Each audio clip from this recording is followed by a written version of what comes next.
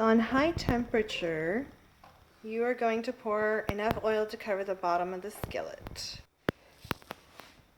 Then you're going to add some black mustard seeds called rye. You're going to add cumin, whole cumin. Let it sit on medium high, and then when it starts to simmer, you see how it's simmering? The black seeds will pop. When that happens, we're going to add just a tiny little pinch of hing. So I just use the back of a spoon. It's easiest for measuring a pinch. There goes that pinch. While that's simmering, you'll see it pop. You hear it?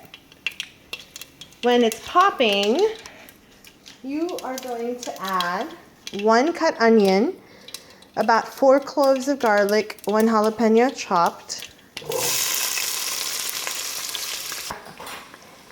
To that, we're going to add fresh curry leaves in the hot oil. You're going to start using a flat spatula.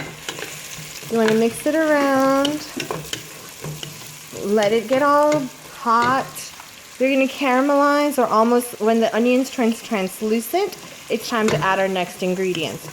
While this is going, we're going to add more ingredients.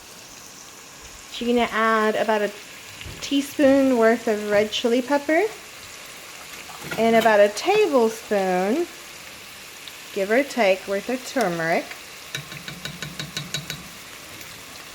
Again, you just want to keep it mixing. Let the hot oil get the nice oniony flavors. While this is going, we're going to add our last ingredient in the vogard, which is the first part of what we're cooking.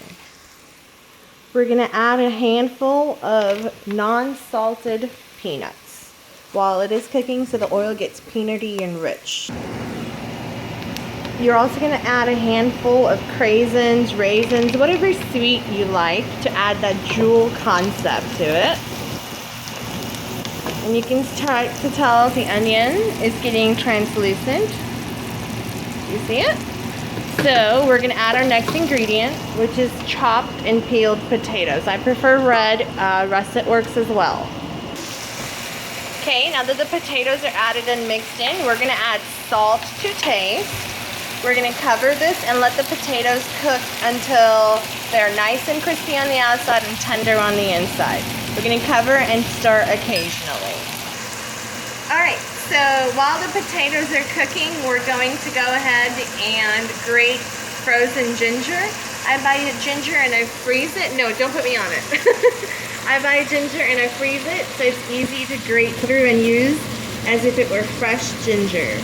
So we're going to grate, I would say, I count to about 15 seconds worth of grating. Go ahead and stop.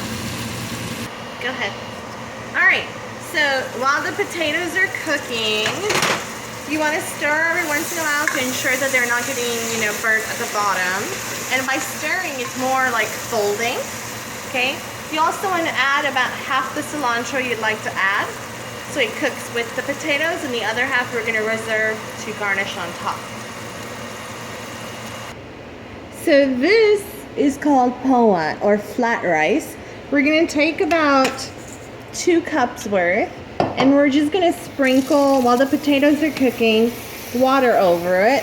But you don't want to soak it fully in water. You just want to kind of rinse them through, so the water it retains can start re-moistening the flat rice, and it's softer when it's cooked. Go. Alright, so the potatoes look pretty cooked. The peanuts are well cooked, the potatoes are coated on the outside, and you want your potato, you want to try to find a big piece, and you want to try to smush it in half. Let's see if it's cooked. See, the resistance means it's kind of raw on the inside. That's perfect. Well, now we're going to add about 1 chopped Roma tomato,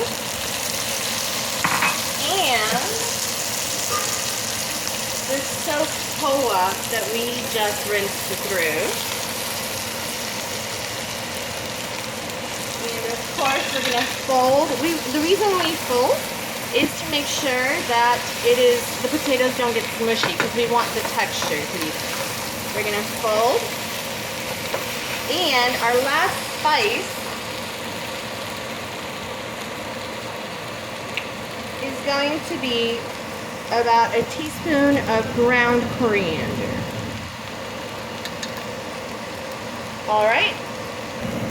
And of course, with each layer, you want to season the layer with salt to taste. Okay. Our last ingredient is going to be chopped grapes. You can use pomegranate seeds, green grapes. We just happen to have red grapes on hand, so we're going to add those in here. I dropped a piece. You're going to stir. Again, it's more like folding. You don't want the ingredients to get all mushy. That's gross.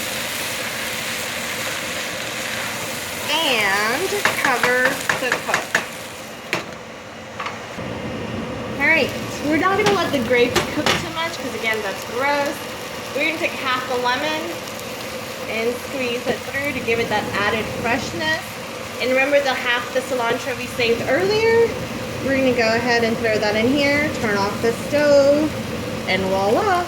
You have your first version of freeze gem rice.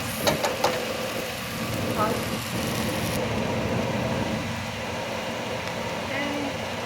Stir, stir, stir. The stove is off.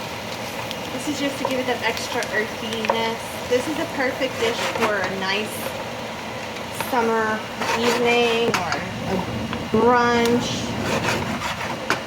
And then we'll serve. And ta-da, it's all smoky. You have your gem rice with garnished cilantro, and some people serve it with lime or lemon so you can squeeze it on top for that extra added yumminess.